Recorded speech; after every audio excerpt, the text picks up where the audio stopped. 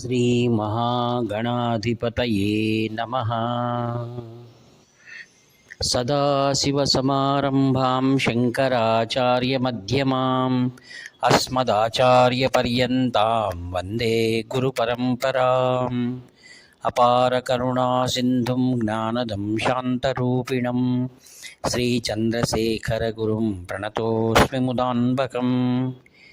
देवे देहे च देशे च भक्त्यारोग्यसुखप्रदं बुधपामरसंसेव्यं तं श्रीजयेन्द्रं नमाम्यहम्। नमामः शङ्करं वाक्यविजयेन्द्रसरस्वतीं श्रीगुरुं शिष्टमार्गानुनेतारं सन्मतिप्रदं। सर्वमङ्गलमाङ्गल्ये शिवे सर्वार्थसाधिके शरण्ये त्र्यम्बके देवी नारायणि नमोऽस्तुते। ప్రేమస్వరూపులారా, కాంచి కామకోటి పరమాచార్య స్వాముల వారి దివ్య లీలలు అనంత అపారమైనటువంటివి.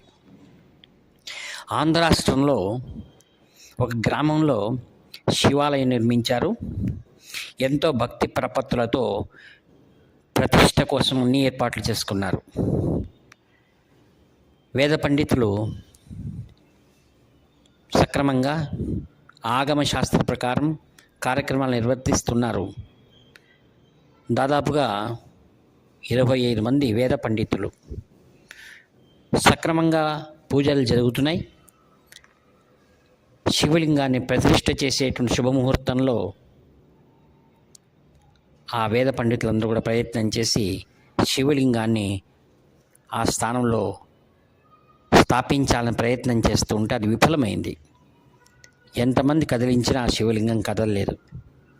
సంభ్రమాశ్చర్యాలైనటువంటి ఆ పండితులందరూ కూడా కారణం ఏమై ఉంటుందా అని కాంచి పరమాచార్య స్వాముల వారి దగ్గరికి 2 పండితులు వెళ్ళి సాష్టాంగ దండ ప్రణామాలు చేసి జరిగిన వృత్తాంతాన్ని నివేదించారు.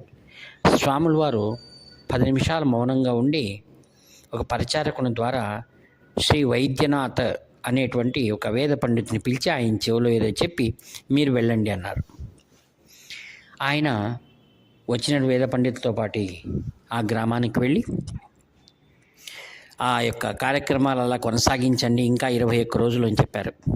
తర్వాత ఆయన ఒక్కరే లోపల కూర్చొని శివపంచాక్షరి మంత్రాన్ని ఆ శివలింగం ముందు కూర్చొని జపించారు.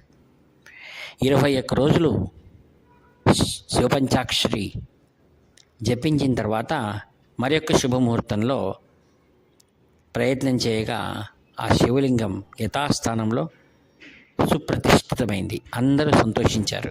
దీనికి కారణం ఏమిటనగా నాకు తెలియదు, మహాస్వాములు వారు చెప్పిన ప్రకారం నేను చేశానన్నారు. అందుకే భక్తి అనేది చాలా ప్రాముఖ్యమైనది.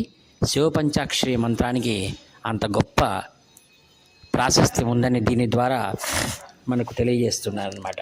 హర హర శంకర, జయ జయ శంకర.